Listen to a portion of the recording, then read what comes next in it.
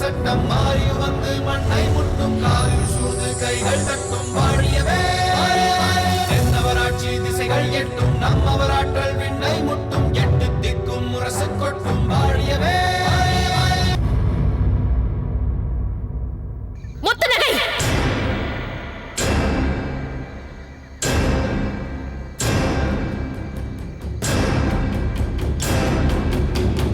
உங்கள் சத்தத்திற்கெல்லாம் பயப்படுபவள் இந்த முத்து நகை அல்ல. என் கணவரை காட்டிக் கொடுத்து சிறை கோட்டத்திற்கு அனுப்பி வைத்து விட்டோம் என்ற ஆணவத்தில் பேசுகிறாயா? என்ன சொன்னீர்கள்? காட்டிக் கொடுத்து? அப்படியானால் உங்கள் கணவர் ஏதோ தவறு செய்ய போய்தானே நான் காட்டிக் கொடுத்தேன்.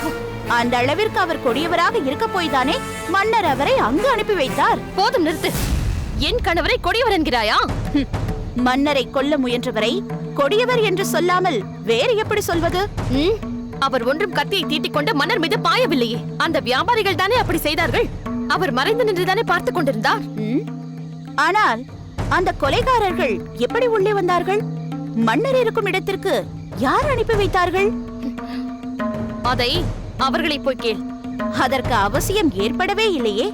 அரசின் செல்வாக்கு மிக்க ஒருவரின் முத்திரை மோதிரம் அல்லவா அவர்களிடம் இருந்தது. அதை பார்த்தால் திறக்காத கதவும் திறக்குமே. அப்படி அந்த கதவுகளை திறக்க தரப்பட்ட தங்களின் கணவரின் மோதிரம்தான் இப்பொழுது சிறை கதவை திறந்து அவரையே உள்ளே அனுப்பும்படி செய்துவிட்டது. அவர்கள் யார் என்று தெரியாமல் அவர் அந்த மோதிரத்தை அவர்களிடம் தந்திருக்கலாம். ஓஹோ, அதை பயன்படுத்திக் கொண்டு அவர்கள் இந்த செயலில் ஈடுபட்டிருக்கலாம். அப்படியானால் இருங்கோவேளை நேற்று உங்கள் கணவர் சந்தித்தது கூட அவர் யார் என்று தெரியாமல் தானா? அந்த யாரோ ஒருவர் சொன்னதற்காகவா உங்கள் கணவர் முத்திரை மோதிரத்தை அவரிடம் தந்தார்? யார் எவருக்கு தந்தால் உனக்கு என்னடி வந்தது? நீ எதற்கடி இதிலெல்லாம் தலையிடுகிறாய்?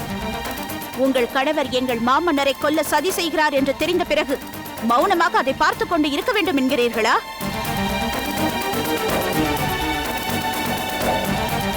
மன்னரையே கொல்ல துணிந்த ஒரு துரோகியை கணவனாக பெற்றோமே என்று உங்கள் மனம் துடிக்கவில்லையா?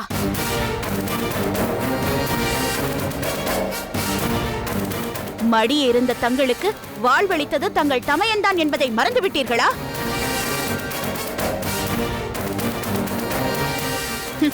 என்னை பொறுத்தவரை மன்னர் தமக்கு சமமான கௌரவத்தை என் தந்தைக்கு தந்திருக்கிறார். மன்னரையும் நான் எனது தந்தையாகத்தான் கருதுகிறேன். அதனால்தான் அவர் உயிருக்கு ஆபத்து என்றதும் பதறிக்கொண்டு ஓடி வந்தேன். சதிகாரர்களை கையும் களவுமாக பிடிக்க வேண்டும் என்று மாமன்னர் ஆணையிட்டதால் அதற்கான ஏற்பாடுகள் செய்யப்பட்டது. விரித்த வலையில் வசமாக வந்து அகப்பட்டுக் கொண்டன குள்ள நரிகள். அவற்றுக்கு வழிகாட்டிய பெரிய நரி வேறு வழியின்றி தனது குற்றத்தை ஒப்புக்கொண்டது.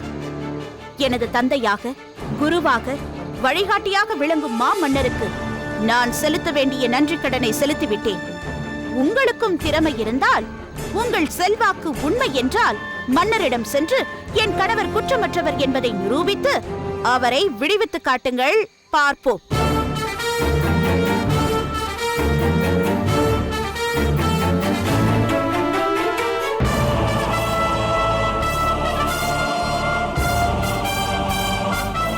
அடியே முத்துநகை, எனக்கு அரைக்கூவல் விடுகிறார். நான் பார்த்து கொண்டிருக்கும் போதே என் கணவரை சிறை பிடிக்கும்படி செய்தாய் அல்லவா? என்னிடமே அவரை பற்றி நரி என்று சொல்லி அவமதித்தாய் அல்லவா? அதன் விளைவை நீ விரைவில் அனுபவிக்கப் போகிறாய். உன்னை கண்டன் துண்டமாக வெட்டி எறிந்து காட்டு நரிகளுக்கு இரையாக போகும்படி செய்கிறேன் பார். இல்லையே, இந்த மங்கம்மா அரச குலத்தை சேர்ந்தவள் இல்லையடி. யார் அண்ணி அந்த முத்துநகை? இரு பெரும் வேளிர் மன்னர்களின் திட்டத்தை உடைத்து அதில் ஒருவரை சிறையிலேயே அடைத்திருக்கிறாள் என்றால் அவள் எவ்வளவு பெரிய சாகசக்காரியாக இருந்திருப்பாள். யார் அண்ணி அவள்? புலவர் காரி கண்ணனாரின் ஒரே மகள்தான் அந்த முத்துநகை. அரசருக்கு ஆலோசனை சொல்லும் அளவிற்கு உரிமை பெற்றவர் அந்த காரி கண்ணனார். அதனால்தான் அந்த முத்துநகை தன் ராஜ விசுவாசத்தை என் அண்ணன் விஜயபூபதியாரை பிடித்துக் கொடுத்து வெளிப்படுத்திக் கொண்டாள். பெரிய ராஜ விசுவாசி. அவள் மட்டும் என் கையில் கிடைத்தால் எனது ராஜ விசுவாசத்தை புரிய வைக்கும் வகையில் பாடம் கற்பிப்பேன். உங்கள் அண்ணனை சிறை வைத்தது போல் இங்கு அவளை சிறை வைத்து சித்திரவதை செய்வேன்.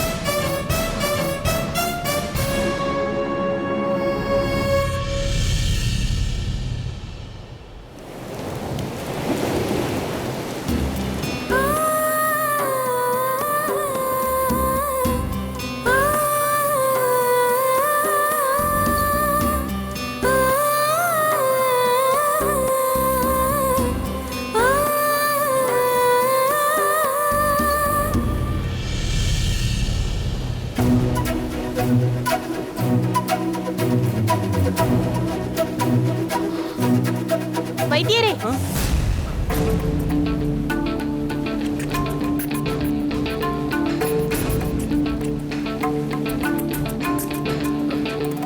இளவரசி, நீங்களா?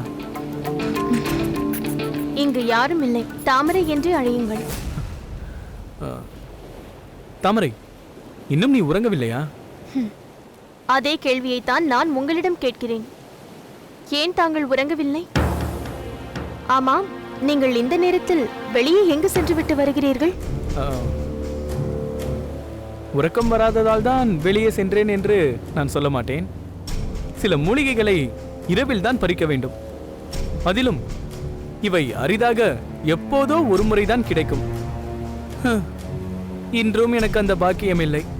எங்கு தேடியும் எனக்கு தேவையான அந்த மூலிகைகள் கிடைக்காமல் போய்விட்டது. எனக்கென்னவோ நீங்கள் இப்பொழுதெல்லாம் அடிக்கடி வெளியில் சென்று வருவதாக தெரிகிறது. நான் எப்போதும் போல்தான் ஓரிரு முறை சென்று வருகிறேன். உனக்குத்தான் நான் உன் அருகிலேயே எப்போதும் இருக்க வேண்டும் என்ற விருப்பத்தால் அடிக்கடி சென்று வருவதாக தெரிகிறது. சரி, நான் ஒரு முக்கியமான விஷயத்தை பற்றி உங்களிடம் கேட்க வேண்டும். என்ன? நீங்கள் சோழ நாட்டில் பல பேருக்கு தெரிந்த வைத்தியர் தானே? ஆமாம். அதேபோல் அங்குள்ள பலரை உங்களுக்கு தெரியும் அல்லவா? தெரியும். அப்படியானால் நான் ஒருவரை பற்றி கேட்பேன், மறைக்காமல் சொல்வீர்களா? எனக்கு தெரிந்தவராக இருந்தால் நான் ஏன் மறைக்கப் போகிறேன்? புலவர் காரிக்கண்ணனாரை பற்றி தெரியுமா? என்ன? காரிக்கண்ணனாரா? இப்போது எதற்கு திடீரென்று அவரை பற்றி கேட்கிறாய்? அவருக்கு ஏதேனும் நேர்ந்து விட்டது என்று இங்கு யாராவது பேசிக் கொண்டார்களா? இல்லை இல்லை, அப்படியெல்லாம் ஒன்றுமில்லை. சோழ நாட்டில் இருக்கும் யாரோ ஒரு புலவரை பற்றி இங்கு எதற்காக பேசப் போகிறார்கள்? பிறகு நீ ஏன் கேட்டாய்? அந்த புலவருக்கு முத்துநகை என்ற மகள் இருக்கிறாளாமே, அவளை பற்றி கேட்பதற்காகத்தான். என்ன? முத்துநகையா? புலவர் மகளா? புலவர் பூம்புகாரில் மிகவும் புகழ் பெற்றவர் என்பதால் நான் அவரை பார்த்திருக்கிறேன். ஆனால் அவருக்கு ஒரு மகள் இருக்கிறாள் என்பது எனக்கு தெரியாமல் போய்விட்டதே. அவள் பெயர் என்ன சொன்னாய்? இதோ என் பெயர் சொன்னதை போல் தெரிந்ததே. முத்து என்ற உங்கள் பெயர் ஒரு ஆண்மகனுக்கே உரியது. அவள் முத்து நகையாம். முத்து போல் நகைத்து எங்கள் விஜய பூபதியை பிடித்து தந்திருக்கிறாள். விஜய பூபதியா? அது யார்? அழுந்தூர் வேளிர் குல மன்னர், என் அண்ணனின் மிகவும் நெருக்கமான நண்பர். அவர் மீது அந்த முத்து நகை குற்றம் சுமத்தி கரிகாலன் அவரை சிறையில் அடைக்கும்படி செய்துவிட்டாள். அவர் என்ன தவறு செய்தாரோ? அதை பற்றி அவளுக்கு என்ன? தந்தையை போல் எங்காவது அமர்ந்து கவிதை எழுத வேண்டியதுதானே. அவள் ஏன் காட்டிக் கொடுக்க வேண்டும்? தனது சோழ நாட்டிற்கு விசுவாசமாக அவள் இருந்திருப்பாள். யாராக இருந்தாலும் அவரவர் பிறந்த பூமிக்கு உண்மையாக இருப்பதுதானே முறை. நீ சொல்லும் அந்த விஜய பூபதி அரசருக்கு துரோகம் செய்திருப்பான். அதை தகுந்த ஆதாரத்தோடு அந்த முத்து நகை பிடித்து தந்திருக்கலாம். இதை எப்படி தவறு என்று சொல்ல முடியும்? போதும் போதும், நீங்கள் ஏதோ முத்து நகைக்கு பக்கத்தில் இருந்து பார்த்தது போல் அவளின் சார்பாக பேசிக் கொண்டிருக்கிறீர்கள். இருக்கட்டும் இருக்கட்டும், என்றாவது ஒரு நாள் அவளை பார்க்கக்கூடிய சந்தர்ப்பம் வரும், அப்பொழுது பேசிக்கொள்கிறேன். அதுதான் சரி தாமரை. யாரோ ஒரு முத்து நகைக்காக நாம் ஏன் வாதாடி கொண்டிருக்க வேண்டும்? வா, நாம் போகலாம்.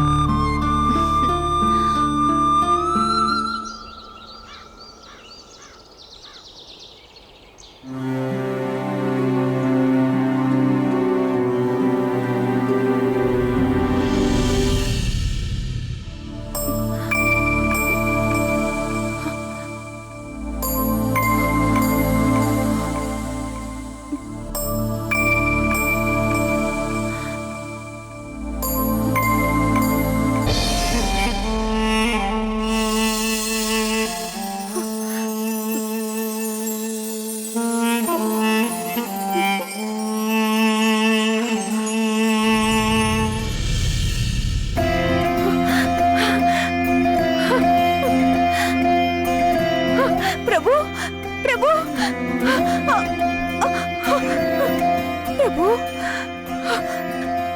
பிரபு பிரபு வந்து விட்டீர்களா? பிரபு, தங்களுக்கு ஒன்றுமாகவில்லை. எனக்கு ஒன்றுமாகவில்லை பெருந்தேவி. பிரபு. அண்ணா, வா தாமரை, வா. அண்ணா, தங்களுக்கு என்ன நேர்ந்தது? ஏன் இப்படி செய்தீர்கள்? காட்டு விலங்குகள் ஏதேனும் தாக்கிவிட்டதோ, பகைவர்களிடம் அகப்பட்டுக் கொண்டீர்களோ என்றெல்லாம் நாங்கள் தவித்து போனோம். இரத்தக்கரை படிந்த தங்கள் ஆடையை கண்டது முதல் அண்ணியார் உண்ணவும் இல்லை, உறங்கவும் இல்லை.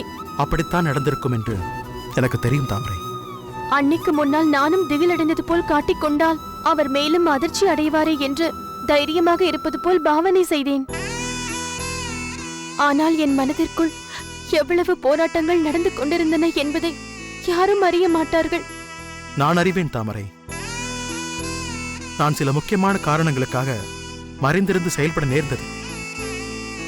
அதனால்தான் சில நாட்கள் அஞ்ஞான வாசம் போல் மறைந்திருந்து வாழவும் நேர்ந்தது. என்ன சொன்னீர்கள்? சில நாட்களா? எங்களுக்கு சில யுகங்களே சென்று விட்டது போலல்லவா இருந்தது. இனியும் இப்படிப்பட்ட சோதனைகளை எங்களுக்கு ஏற்படுத்தாதீர்கள் பிரபு. இல்லை பெருந்தேவி, இனி நன்மையோ தீமையோ, நல்லதோ கெட்டதோ, எதுவாயினும் உங்களோடு தான் நான் பகிர்ந்து கொள்வேன். மன்னா, வாருங்கள் அமைச்சரே. மன்னவா, தாங்கள் இல்லாமல் இந்த மரமாளிகையை இருளடைந்து விட்டது. என்ன செய்வது என்று புரியாமல் நாங்கள் திகைத்து போனோம். இங்கு எவ்வளவு சங்கடமான நிலை ஏற்பட்டிருக்கும் என்பதை நான் அறிவேன் அமைச்சரே. ஆனால் எந்த நிலையையும் சமாளிக்கும் ஆற்றல் படைத்த அமைச்சர் செந்தலையார் இங்கு இருக்கிறார் என்பதால் தான் நான் அப்படி செய்தேன்.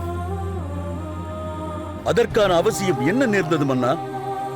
அமைச்சரே, எல்லாவற்றையும் எல்லா இடங்களிலும் சொல்ல முடியாது என்பது தங்களுக்கு தெரியாதா? நமது லட்சியம் வெற்றி பெறுவதற்கான முயற்சியில்தான் அப்படி செய்ய நேர்ந்தது.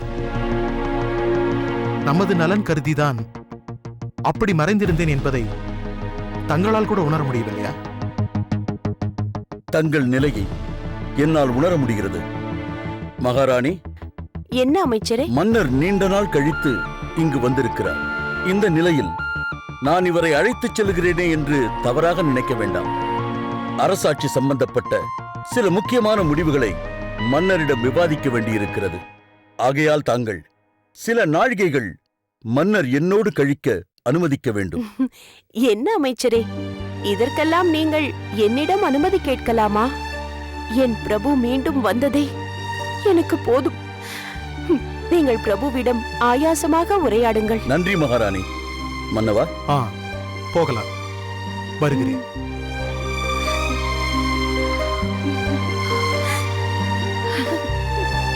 அண்ணி, இப்பொழுது சந்தோஷமா?